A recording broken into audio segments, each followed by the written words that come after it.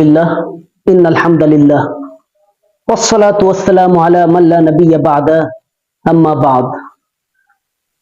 সম্মানিত উলামায়ে কেরাম, আপনাদেরকে লক্ষ্য করে আমি ছোট মানুষ, অল্প কিছু কথা আবেগের তাড়নায়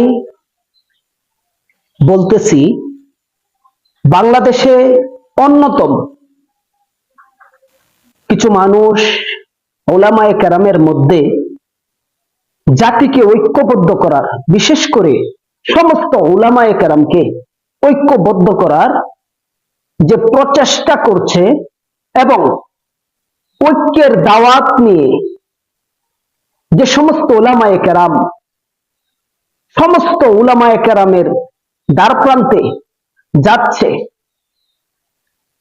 এই জন্য সারা বাংলাদেশের আনাচে খানাচে যত গরানার ওলামায়ে কেরাম রয়েছে, মসজিদে মাদ্রাসায় যত শিক্ষক মন্ডলীরা রয়েছে, সমস্ত শিক্ষক মন্ডলীরা বিশাল খুশি এবং আনন্দে আপনাদের জন্য দোয়া করছে।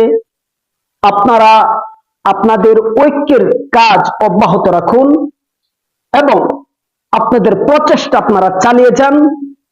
আমরা আপনাদের জন্য কিছু করতে পারি বা না পারি, প্রত্যেক নামাজের পর আপনাদের জন্য আমরা দুহাত তুলে রব্বুল আলামিনের দরবারে দোয়া করছি, যাতে আপনাদের প্রচেষ্টা আল্লাহ তাআলা কবুল করে নেয়, আপনাদেরকেও আল্লাহ তাআলা কবুল করে নেয়, আপনাদের ডাকে সমস্ত উলামায়ে কেরাম যেন সাড়া দেয়।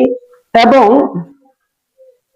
যে একটা উদ্যোগ আপনারা নিয়েছেন, সে উদ্যোগ সম্পর্কে মুফতি এনায়েতুল আব্বাসী হুজুর অনেক আগেই বলেছিল, মাসলাক যার যার, দিন ইসলাম সবার। সুতরাং আমার মাসলাক যাই হোক না কেন, আরেকজনের মাসলাক ভিন্ন হতে পারে, অন্যজনের মাসলাক আরো ভিন্ন হতে পারে, বাট ইসলামের ক্ষেত্রে, ইসলামের মহান স্বার্থে আমরা সবাই ঐক্যবদ্ধ থাকবো। ইসলামের মহান স্বার্থে আমরা সবাই এক পতাকা নিচে চলে আসব। ইসলামের মহান স্বার্থে আমরা সবাই এক প্ল্যাটফর্মে চলে আসব। ইসলামের মহা স্বার্থে আমরা সকলে হাতে হাত রেখে, কাঁধে কাঁধ মিলিয়ে সামনের দিকে অগ্রসর হব ইনশাআল্লাহ। বিশাল আস্থা এবং অগাধ বিশ্বাসের সাথে বলা যায়, যদি সমস্ত উলামায়ে কেরাম ঐক্যবদ্ধ হতে পারে, বাংলার জমিনে কোনো নাস্তিক থাকতে পারবে না। বাংলার জমিনে ইসলাম বিরোধী কোন শক্তি জাতির ঈমান নষ্ট করতে পারবে না। সমস্ত ইসলাম বিরোধী শক্তি লেজ গুটিয়ে পিছনের দরজা দিয়ে ভারতে পালাতে বাধ্য হবে ইনশাআল্লাহ।